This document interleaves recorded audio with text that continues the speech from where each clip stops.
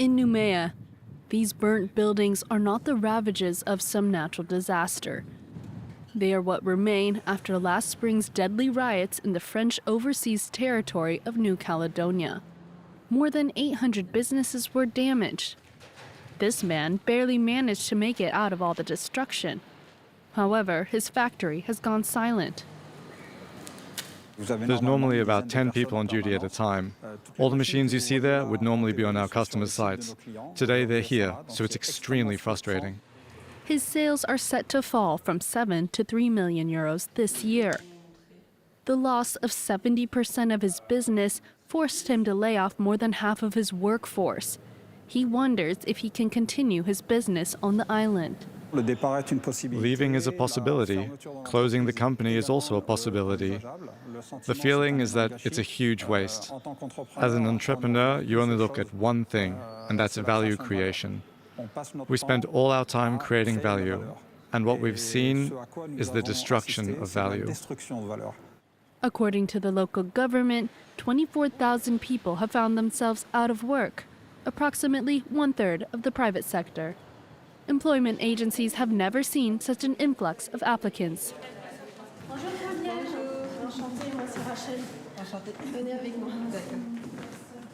This woman is trying to find employment after the place where she worked at as an accountant was burned down. So how has everything impacted you since May the 13th? Did you manage to speak with someone?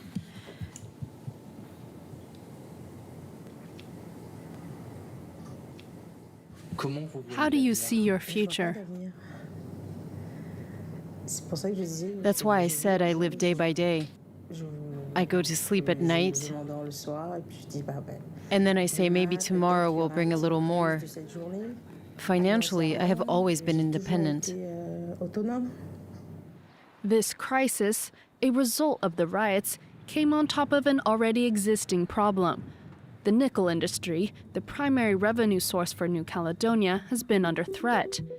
This factory that specializes in the processing of metals was forced to close.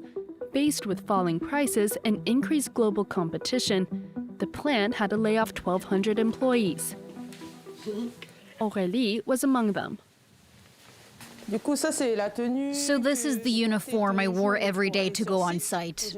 I still can't believe that I'm not going to wear it anymore. This summer, she just finished building her new home, a few kilometers from the factory. But she is no longer able to repay the 176,000 euro loan she took out.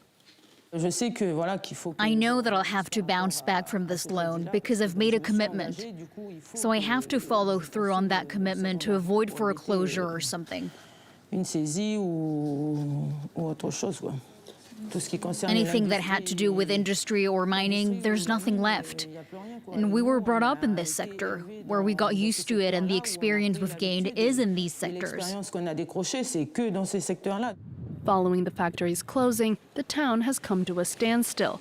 In this shopping center, stores are closed, their windows are shuttered. The hospitality and tourism sector are also in freefall. On the south side of the island, over 1,200 residents face another problem on the other side of the roadblocks. In the Mont d'Or district, rioters have closed themselves off. We were able to access the area by boat, where a food distribution has been set up.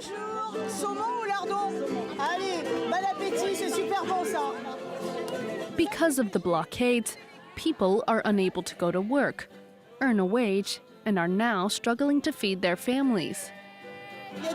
There are people who never needed this, who today have run out of money to pay their bills and feed their families.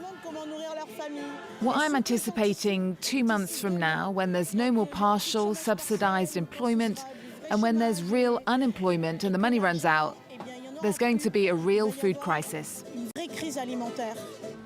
The crisis has already cost the archipelago 2 billion euros, according to local authorities.